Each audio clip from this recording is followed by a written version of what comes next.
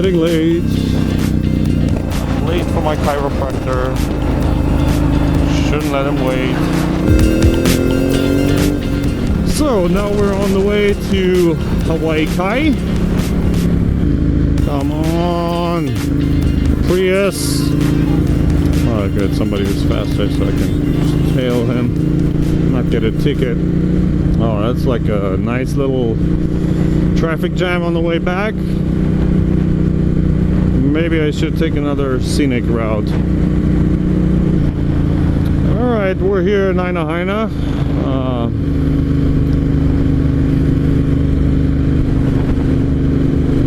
Almost in Hawaii Kai. Hawaii Loa Ridge. We just passed that. With all the fancy houses, gated communities. This area would be really paradise on earth. It actually kind of is, but as you see, the problem is that you only have this one road. Although it's a big road, 3 lanes on each side, as soon as something happens, this thing fills up like crazy and you're stuck.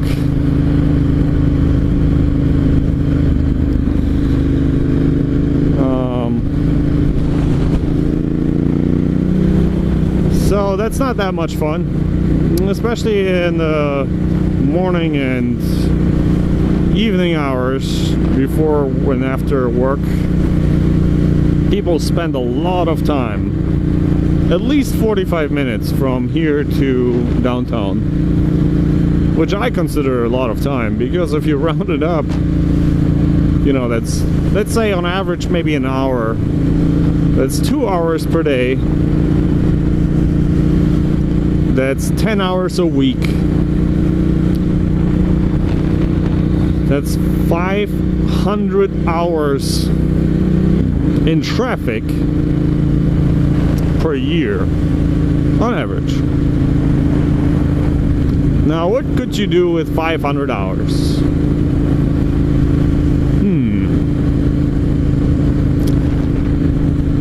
Let's say this: if you would work for 20 years at the same company, and it always takes you 500 hours per year to get to your office. Within those 20 years, you would accumulate 10,000 hours in traffic. That makes you as good as a human being can possibly be in or at sitting in a traffic jam. Now, if you would spend those 10,000 hours on any other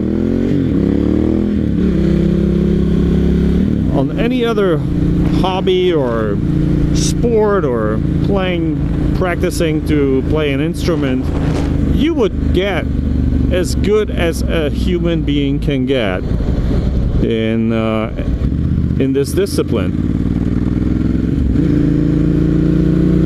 That's 10,000 hours over 20 years. And imagine, you're probably working 40 years on average, or maybe a little more.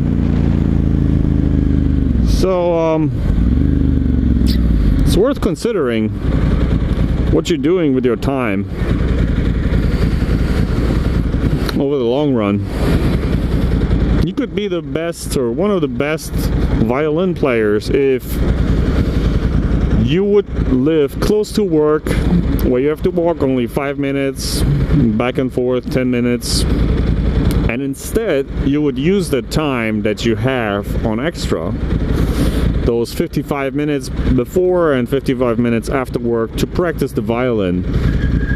In 20 years, you could become the best violin player in the world, or at least one of the best. It depends, obviously, how interested you are, and maybe a little bit in terms of talent, but really it's mostly dedication and practicing, specifically for violin, muscle memory, you know, those type of things. But that same thing goes for languages, or I mean, for languages it doesn't even take that long, but you know, any type of thing that you can do practice within 55 minutes. So everything that doesn't take too much time in terms of setting up or getting to... Oh, I hope my Cairo is not going to be angry with me so bad. 10 minutes late already. Might deduct that from my time. So sorry. So this is Hawaii Kai, ladies and gentlemen. This is one part of Hawaii Kai, not all of it. It's a beautiful part, like most of it.